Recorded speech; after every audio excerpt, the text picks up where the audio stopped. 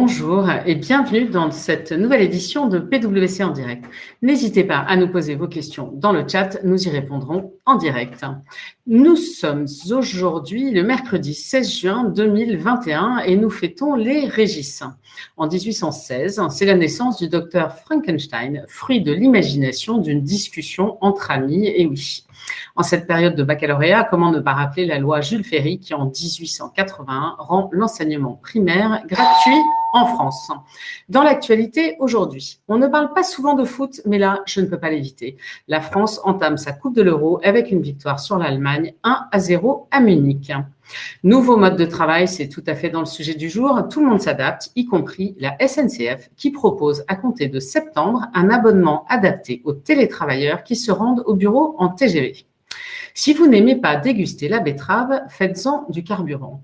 Première mondiale, un avion vient d'effectuer un vol inaugural entre l'Allemagne et Reims en utilisant une essence à 97% d'origine végétale. Et Cocorico, c'est une société française qui a conçu ce tout nouveau carburant issu de la betterave. Et si on laissait les ordinateurs décider ce qu'il serait mieux pour les ordinateurs? C'est l'idée qu'a eue Google en demandant à une intelligence artificielle de concevoir elle-même des microprocesseurs. Et le résultat est bluffant. Ou angoissant, je vous laisse choisir. Il n'y a pas que la vie sociale qui reprend, la vie culturelle renaît aussi. Ainsi, le Festival Off d'Avignon affiche plus de 1000 spectacles et c'est du 7 au 31 juillet. Un œuf de poule vieux de 1000 ans découvert par des archéologues qui le cassent. Non pas pour faire une omelette, je vous rassure, mais pour analyser son contenu. Et enfin, Vivatech, c'est parti, le plus grand salon européen dédié à la tech. C'est à partir d'aujourd'hui, porte de Versailles. Place maintenant à notre sujet du jour, comment faire revenir les collaborateurs au bureau. Alors pour rendre ce sujet le plus vivant possible, vous le verrez, nous avons pris des cas réels avec nos 3 personnages du jour, Paulette, Jean-Paul et Alphonse, qui ont tous les 3 des sujets avec ce fameux retour au bureau. Pour nous en parler, j'ai le grand plaisir d'être très bien accompagnée ce matin avec Corinne Guyot-Chavanon, qui est associée, avocate en droit social, et Frédéric Petitbon, qui est associé People and Organization et qui a récemment publié chez Duno Upskilling, les 10 règles d'or des entreprises qui apprennent vite et qui, par ailleurs, anime le club des New Ways of Working. Bonjour à tous les deux. Bonjour Cécile. Bonjour Cécile. Alors, Frédéric, peut-être une première question en fait. Qu'est-ce qui se joue avec ce retour au bureau? Cécile, ce qui se joue, c'est en fait qu'un an de travail éclaté, ça veut dire qu'on a cassé le modèle de l'usine. On fonctionne depuis Taylor sur un modèle organisationnel clair, tout le monde ensemble, en même temps, sous le même toit, avec un manager à portée de postillon, portée d'engueulade ou éventuellement de sourire aussi, ne soyons pas uniquement négatifs. Et ce modèle de l'usine a été plaqué aux entreprises de services, aux administrations, et c'est le modèle que nous avons tous en tête. Bien sûr, les dernières années, ce modèle grattait. On voyait du travail déporté, on voyait des freelances, mais fondamentalement, il était encore dans les têtes et dans notre mode de raisonnement, c'était le modèle de l'usine. Ça ne marche plus. Ce modèle est maintenant un parmi d'autres, mais n'est plus le modèle dominant. Et qu'est-ce que ça change? Ça change que quand on est tout le monde en même temps sur le même lieu de travail, ça facilite grandement la convergence entre les attentes de chaque individu, d'une part, les impératifs du collectif, d'autre part. On oublie ce qu'on est en dehors du bureau, on est tous ensemble, 5 jours sur 7, c'est le collectif qui organise là-dessus. Et qu'on n'a plus cette présence, tout le monde en même temps, ça diverge. Il y a fortiori dans une sociologie où chacun voit midi à sa porte et veut que ses aspirations personnelles spécifiques soient prises en compte, familiales, associatives, géographiques, je suis du matin, je suis du soir. Et fondamentalement, ça grippe parce que l'entreprise ne marche pas si l'organisation du travail est une libéralité à la seule main du collaborateur. Donc voilà ce qui se joue et voilà pourquoi le retour au bureau est aussi important et sensible. Alors Corinne, on a tous attendu ce 9 juin en se disant qu'il allait se passer un truc de dingue. Finalement, sur l'organisation du travail d'un point de vue juridique, qu'est-ce qui a changé? Qu'est-ce qui est de neuf? Alors d'abord, souvenons-nous, il y a quelques semaines encore, tout le monde piaffait d'impatience à l'idée de retourner au bureau en présentiel. Ça, c'est le mot qui s'est répandu partout, le présentiel versus le distanciel. Et puis, ce dernier confinement nous a semblé interminable. Le moment est enfin venu et une des questions dominantes est celle de savoir si l'on peut m'obliger à revenir au bureau. Bon, c'est quand même un changement de paradigme ces derniers jours. Finalement, nous passons d'un mode d'organisation très contraint par les recommandations gouvernementales à un mode beaucoup plus souple à la main de l'entreprise. Mais nous ne sommes pas encore revenus tout à fait à un mode normal. D'où des lignes un peu brouillées sur ce qu'il est possible de faire et ce qui ne doit pas être fait, d'où les questions qui se posent en ce moment. Alors d'abord, je vais commencer par ce qui n'a pas changé, parce que c'est important d'avoir quand même ce cadre juridique qui demeurera et qui va quand même gouverner les prochaines semaines et les prochaines années, l'air de rien. Le télétravail, c'est quelque chose de volontaire. Et ça ne va pas changer. L'employeur ne peut pas obliger un salarié à exécuter son contrat de travail en télétravail. Le protocole sanitaire mis à jour pour la date du 9 juin a toujours une valeur de recommandation. Il n'y a pas eu de revirement de jurisprudence sur ce sujet. Mais quand même, l'employeur a toujours son obligation de santé et sécurité vis-à-vis de ses salariés et doit donc mettre en place des mesures de prévention. L'employeur doit donc continuer à évaluer d'abord les risques d'exposition au virus, c'est fondamental de faire cette évaluation, et toujours à déployer des mesures de protection pour supprimer ou au moins limiter l'exposition au virus. Le télétravail est bien entendu une de ces mesures pour limiter l'exposition au virus. Respecter donc le protocole sanitaire, ça reste un bon guide pour évaluer le respect de cette obligation par l'employeur. Ensuite, ce qui va rester toujours en vigueur tant que la pandémie sera là, c'est le masque, l'aération des locaux, la jauge, il y en a encore une, et la distanciation sociale. Ça, c'est toujours en vigueur. Et enfin, dialogue social et concertation restent les maîtres mots. Pour être acceptés, les aménagements doivent être discutés. Donc, suivant les nouveaux aménagements qui vont être mis en place, la consultation du CSE, voire une négociation avec les syndicats peut être mise en œuvre.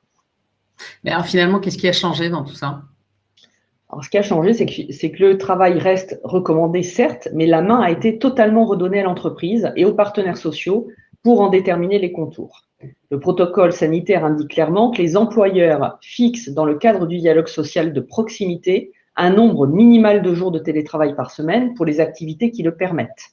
Et ça, on a vu dans l'administration, on passe à 3 jours de télétravail, puis à 2 jours bientôt. Donc, toutes les entreprises sont en train de réfléchir là-dessus. Alors, du coup, moi, j'ai des questions un peu sur nos petits personnages là, dont on parlait. Le premier dont j'aimerais qu'on parle, c'est Paulette. Paulette, en fait, elle a pas envie de voir des gens qui ne sont pas vaccinés parce qu'elle a peur. Qu'est-ce qu'on peut faire, en fait? Est-ce qu'on peut l'obliger à revenir, Paulette? Alors ça, c'est une question hyper fréquente en ce moment. C'est puis-je refuser de revenir? Est-ce que je peux rester chez moi? La réponse est non. Les salariés doivent respecter les règles qui seront fixées en matière de télétravail par l'employeur. C'est-à-dire que si l'employeur exige 1 jour, 2 jours, 3 jours de présentiel, le salarié doit respecter ces règles.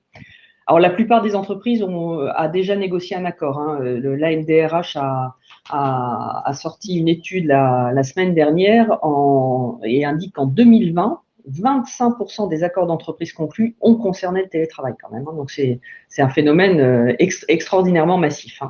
Et la plupart prévoient entre 2 et 3 jours de télétravail par semaine, et avec souvent une flexibilisation des bureaux, ce qu'on appelle maintenant le flex office. Donc, il n'y a pas de droit au télétravail. Une exception, cependant, pour les personnes vulnérables. Alors, sont considérées personnes vulnérables les personnes de plus de 65 ans, les personnes avec un risque de forme grave, donc elles sont déterminées par décret, ça n'a pas changé, et les femmes au 3e trimestre de la grossesse. Donc là, pour ces personnes vulnérables, le télétravail doit être privilégié dès que c'est possible, ou alors le présentiel, mais avec des mesures de protection renforcées. Et si vraiment ces 2 cas de figure sont impossibles, on met en place l'activité partielle. Mais dans ce cas-là, le télétravail, c'est pas une mesure d'organisation du travail, c'est vraiment une mesure de protection de la santé et la sécurité des salariés. Et alors, du coup, je rebondis sur une question du public qui dit: que faire si les salariés se réfugient derrière un certificat médical pour ne pas revenir au travail? Là, ça peut être discuté avec la médecine du travail. Après, je pense que le travail doit être fait en amont vis-à-vis de ces salariés. Et c'est bien tout le sujet du retour au travail et de cette notion de télétravail. C'est que effectivement, il faut aussi avoir sûrement une certaine souplesse pour faire revenir au fur et à mesure ces salariés qui ne souhaitent pas pour l'instant revenir. Mais en principe, voilà, un certificat médical doit faire référence à une certaine vulnérabilité et c'est comme ça qu'il doit falloir le gérer. Peut-être un point quand même, Corinne, donc très bien, on peut obliger Paulette à revenir au bureau, donc c'est quelque chose qu'on peut lui imposer, mais on peut aussi jouer pour lui donner envie et la sécuriser dans son retour au bureau. Et donc là, ce qu'on voit, c'est qu'il faut que l'entreprise fasse plus que le strict nécessaire. Et sur ce sujet, elle a la main. Bien sûr, elle peut vacciner dans l'entreprise et c'est important. Elle peut aussi, et ça va rassurer Paulette, faire respecter les règles. Est-ce qu'effectivement, si je me promène sans masque, je me fais rabrouer? Est-ce que Paulette sera rassurée de savoir effectivement qu'il y a le cas échéant une sanction pour un de ses collègues qui ne respectera pas les choses? Et on peut aussi faciliter la vie de ceux qui sont au bureau pour faire respecter ces règles. Je vais prendre un exemple qui est les lunettes. On voit un certain nombre d'entreprises qui prennent en compte les difficultés qu'ont ceux comme moi qui portent des lunettes pour ne pas avoir de buée et malgré tout porter le masque. Et donc là, ça va dans les conseils qu'on voit parfois, ça va dans certains masques qui sont mis à disposition, qui collent le nez, ça va dans des chiffons antistatiques. Donc c'est un exemple, mais mon point étant que l'entreprise peut vraiment mettre les éléments qui rassureront Paulette en lui disant que chez elle, tout est fait pour que les règles du jeu soient correctement respectées. Mais merci beaucoup. Du coup, d'ailleurs, il y a une question dans le chat à propos de la vaccination. Hein. Est-ce qu'une loi pourrait rendre la vaccination obligatoire au travail? Ça, on voit bien les débats qui ont lieu en ce moment hein, sur la vaccination. Est-ce qu'on la rend obligatoire à certains, pour certains travailleurs en première ligne, au contact du public, pour les personnes vulnérables? Donc, effectivement, on pourrait avoir un jour une loi qui vienne rendre obligatoire dans certaines circonstances la vaccination. Hein. Je crois qu'il y a certains vaccins qui sont déjà obligatoires pour certains professionnels, hein, d'ailleurs des professionnels de santé. Mais là, on pourrait l'envisager. C'est vraiment on est en plein débat là-dessus, mais c'est finalement ce sujet de la vaccination, c'est comme le sujet du retour au bureau et c'est comme ce que disait Frédéric, c'est qu'il faut aussi donner envie, imposer, c'est un peu le dernier recours. Et c'est exactement comme le retour au bureau, c'est-à-dire que si on se retrouve à devoir dire aux gens, venez de façon obligatoire au bureau, sinon vous êtes sanctionné, vous devez porter le masque, sinon vous êtes sanctionné. Bon, c'est un peu là c'est le droit social, c'est l'ultime recours, mais c'est vraiment ultime parce qu'en termes de management, on aura échoué. Donc c'est un peu le même sujet. Donc, on a parlé de Paulette et de comment la rassurer. Moi, j'aimerais bien qu'on parle aussi de Jean-Paul. Jean-Paul, il n'a aucune envie de se faire vacciner parce que c'est un anti-vaccin. Il n'a pas envie de mettre son masque. Donc, lui, il veut rester à la maison, en fait. Qu'est-ce qu'on fait, Corinne?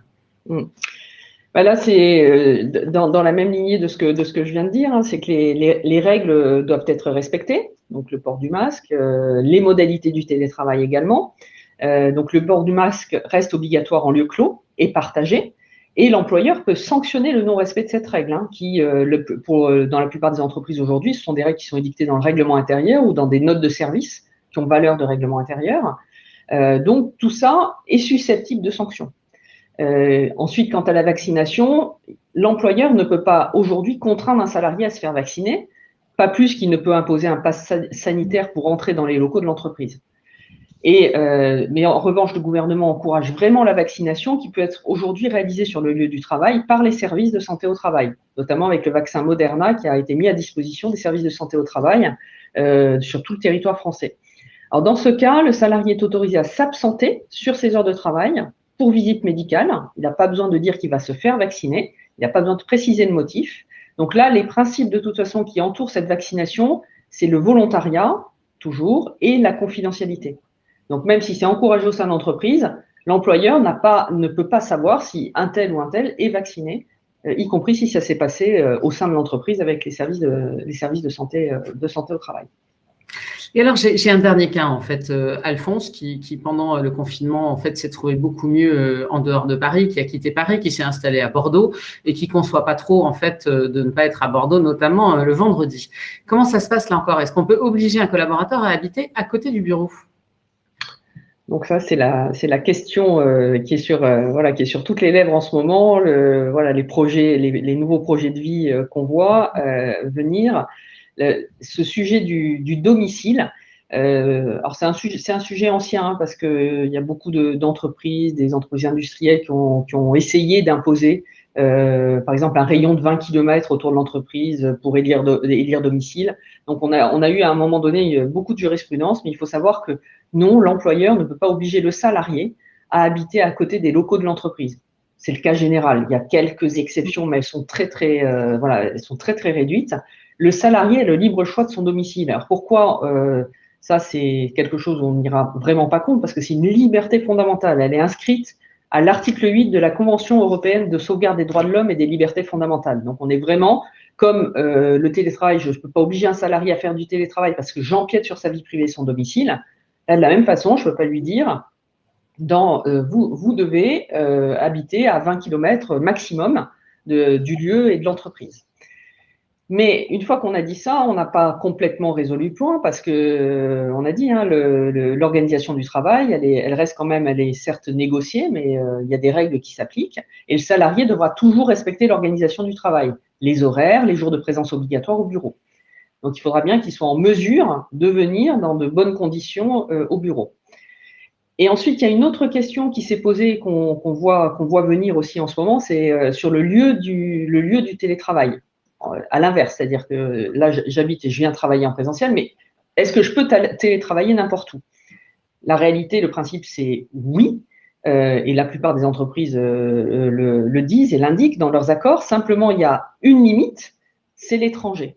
Alors pourquoi l'étranger? C'est pas du tout pour des raisons de droit social, hein, c'est pour des raisons de droit fiscal, parce que quand il y a une activité d'une entreprise française à l'étranger, on crée un établissement stable et donc on peut créer un risque d'imposition.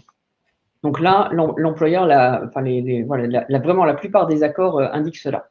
Donc, on le voit bien ici, on a tous eu soif là de conserver le collectif en se mobilisant dans une situation de crise. Hein, on a tous, ça c'était le début de la crise. Après, et là aujourd'hui, on voit bien que les situations individuelles et les habitudes personnelles de travail ont fortement évolué. On ne reviendra pas en arrière. Et donc, le défi d'aujourd'hui, c'est de concilier ces situations individuelles avec la renaissance d'un nouveau collectif quand même, parce que c'est plus le même aujourd'hui. Et le droit aide, mais c'est vraiment, c'est à la fois l'ultime recours, c'est quand même un cadre, mais ça ne suffit pas, hein, bien sûr. Et alors, du coup, merci beaucoup, Corinne. Du coup, Frédéric, je me tourne vers toi sur cette partie-là, parce qu'en fait, en effet, le collectif a été plutôt mis à mal. Hein. C'est certain que depuis un an, c'est plus tout à fait là. Qu'est-ce que tu conseilles? En fait, c'est quoi les points clés pour renouer avec ce collectif? Et pour renouer avec ce collectif au bureau, donc pour faire revenir au bureau, il faut que le bureau soit un plus pour deux questions, la sociabilité et l'efficacité. Ce qu'on voit jouer pour l'instant, c'est la sociabilité au niveau de l'équipe. Des entreprises sont en train de se lancer pour définir, équipe par pratique, leur pratique de sociabilité. Quand est-ce qu'on se voit? Est-ce qu'il faut qu'on ait notre déjeuner le mercredi? Est-ce qu'on a besoin d'avoir, à l'inverse, un stand-up meeting en mode distant le vendredi? Quelles sont nos règles du jeu collectives, y compris au bureau? Donc, c'est fondamental, c'est une démarche participative, c'est une démarche qui est très, très preneuse, sur laquelle chacun a envie de jouer. D'autant plus qu'en entreprise, on n'est souvent pas sur un collectif, mais sur plusieurs collectifs. Je suis parfois sur un projet, je suis parfois participant à un groupe de travail, et donc là, ce deuxième ou ce troisième collectif peuvent aussi définir collectivement les règles du jeu. C'est fondamental, c'est essentiel, et ces règles du jeu avec notamment quand je suis au bureau. Ça, c'est au niveau de l'équipe et je pousse vraiment les équipes à organiser ceci. Mais l'entreprise n'est pas seulement des équipes, c'est aussi bien sûr des méta-équipes et un collectif. Et donc là, ce qui est intéressant, c'est de travailler l'urbanisation des temps d'échange entre les équipes, ce qui est pour partie induit par le choix des 2 ou 3 jours possibles de télétravail, mais pas seulement. C'est par exemple, est-ce qu'on exclut le mercredi ou le vendredi pour le télétravail? Pas forcément pour avoir quelque chose qui soit uniquement à la main des collaborateurs, mais pourquoi pas, par exemple, avoir une fois par mois ou une fois par 2 mois, très organisé avec des échanges entre les équipes, la possibilité de se retrouver au bureau. Et ce qui fait que le vendredi n'est pas forcément le jour où Alphonse est à Bordeaux, mais c'est assumé comme tel et c'est vraiment un temps collectif. Avec aussi, là, on voit une imagination qui est débordante pour l'instant. C'est par exemple les déjeuners aléatoires entre les collègues de différents services. Parce que ce point est très important, effectivement, comment je dépasse le seul cadre de l'équipe. C'est effectivement les temps d'échange, c'est ceux qui jouent avec leur jardin, avec leur parc. Et donc, tout ceci s'organise aussi d'un point de vue global de l'entreprise. Là-dedans, il y a un point qui est bien sûr essentiel, qui est les locaux. On a un certain nombre de locaux qui sont en train de passer en obsolescence accélérée, notamment si vous avez des open space impersonnels, pourquoi revenir? Et donc là, on peut travailler, bien sûr, à long terme sur les locaux, mais aussi à court terme. Par exemple, en urbanisant ces open space, en disant que tel lieu est occupé par telle équipe, telle journée. Donc là, on peut vraiment donner de la vie. Il y a un vrai intérêt à faire là-dessus. Et on peut avoir des locaux qui ont une finalité particulière de créativité, qui effectivement, qu'on ne veut pas faire uniquement en mode distant. Donc il y a un vrai point aussi sur les locaux, court terme, long terme sur le sujet.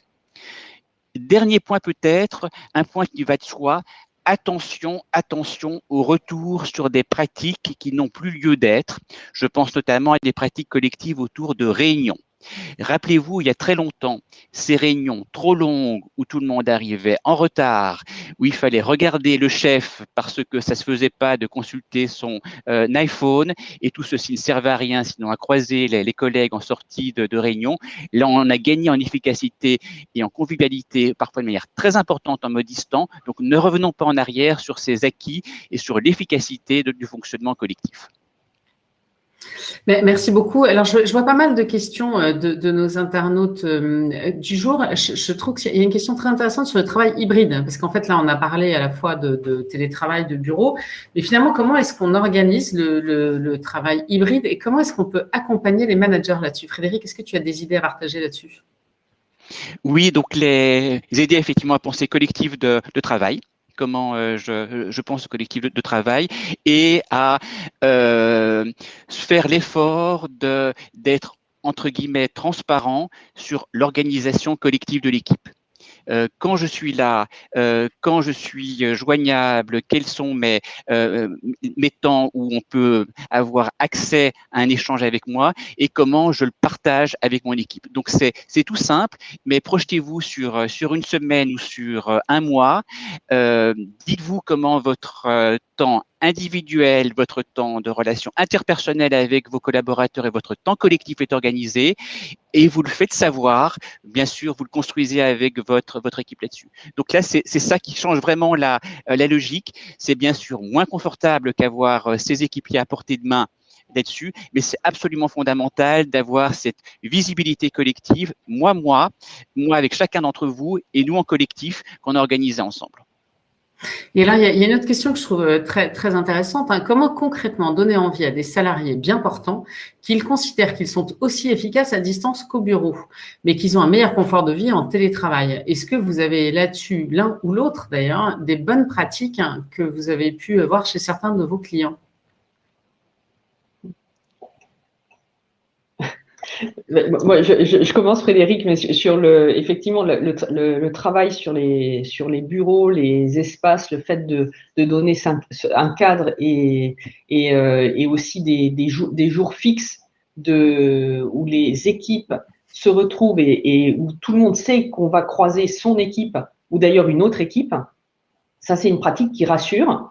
Parce que c'est vrai qu'il y a entre guillemets rien de pire pour certains d'arriver au bureau et de pas savoir sur qui on va tomber. Ça, c'est voilà. Donc là, il y a une des pratiques, c'est de fixer des jours de présence obligatoire et on le voit poindre dans beaucoup d'accords aujourd'hui. Et avec un point qu'on voit vraiment fonctionner, c'est on voit revenir les pots, les échanges, déjeuner, et c'est vraiment un point qu'on voit pour l'instant. On se voit mercredi, on se fait une bouffe, on a un échange, on est sûr de se croiser. Et ça, c'est vraiment quelque chose que tout le monde est prêt à accepter. Si c'est fait au niveau de l'équipe, c'est toujours l'équipe qui est essentielle sur le sujet. Et l'autre point, effectivement, c'est d'être très efficace sur des thématiques où on ne peut pas travailler bien en mode distant. Ça va être de la créativité, ça va être un travail sur un objet où là, effectivement, on n'est pas efficace à la maison. Et donc là, revenons au bureau parce qu'il y a une bonne raison. Merci beaucoup. Je vois qu'il y a encore beaucoup d'autres questions dans le chat, mais malheureusement, le temps nous est compté. J'aimerais bien vous entendre tous les deux sur, finalement, si vous aviez un conseil pour que ce retour au bureau se passe le mieux possible. Corinne, peut-être on commence par toi. Alors, je pense que l'essentiel pour moi, c'est d'être dans la concertation et la communication. C'est-à-dire que voilà, le droit c'est bien, le droit appliqué c'est mieux. C'est-à-dire que si le diable se niche dans les détails sur l'organisation du travail, ça va être une équipe en particulier qui va avoir des problématiques particulières. Donc tout ça, ça doit être discuté avec des ateliers de travail et je pense pas voilà contredire Frédéric là-dessus. C'est voilà les ateliers de travail, la co-construction de cette nouvelle organisation et aussi ce qu'on appelle le test and learn, c'est-à-dire se donner des rendez-vous. Des clauses de revoyure, comme on disait, sur des accords collectifs, mais il faut se revoir pour voir si ça marche et être prêt à être agile pour réorganiser, ajuster, et pour que tout ça, pour que finalement, on n'arrive pas à ce que je disais, la sanction parce que Alphonse n'est pas revenu en présentiel le vendredi. Voilà. Et toi, Frédéric, ce serait quoi ton conseil pour que ce retour au bureau se passe le mieux possible ? Le collectif de travail, on a une chance extraordinaire de pouvoir le refonder avec une attente et du management et des équipes, à la fois en mode et avec ce qu'on se donne comme visibilité, comme règle du jeu, comme point de rencontre, comme point essentiel à ce qui m'intéresse moi dans ma vie perso et nous dans notre vie collective. C'est extraordinaire comme opportunité de le refonder. Faisons-le, ça donne du confort aux managers, aux équipes et à l'efficacité. Construisons nos collectifs de travail. Merci beaucoup. En tout cas, un grand merci à tous les deux pour cette émission spéciale Retour au travail. J'espère que ça a éclairé nos auditeurs du jour. Pour ma part, j'ai appris beaucoup de choses et je retiens notamment cette notion de construire ensemble quelque chose qui donne envie, en fait. Au-delà du droit, finalement, reconstruisons quelque chose ensemble. Donc, un grand merci à tous les deux. Pour nos auditeurs, vous devez avoir l'enquête de satisfaction qui s'affiche à droite de votre écran. Si vous pouvez prendre une minute pour y répondre, c'est toujours très précieux pour nous. Nous les lisons avec beaucoup d'attention, notamment vos commentaires qui nous permettent de nous améliorer et de faire évoluer cette formule. Quant à moi, je vous donne rendez-vous la semaine prochaine pour notre prochain PWC en direct qui aurait pu s'intituler « Tout ce que vous auriez voulu savoir sur la 5G sans jamais avoir osé le demander ». Nous allons décrypter ce fameux sujet dont tout le monde parle sans forcément savoir ce que ça veut dire et ce que ça implique en fait et ce que ça permet. Donc voilà, ce rendez-vous, c'est le 23 juin dans PWC en direct spécial 5G. Il me reste à vous souhaiter à tous une très belle journée chaude et ensoleillée et je vous dis à la semaine prochaine. Au revoir.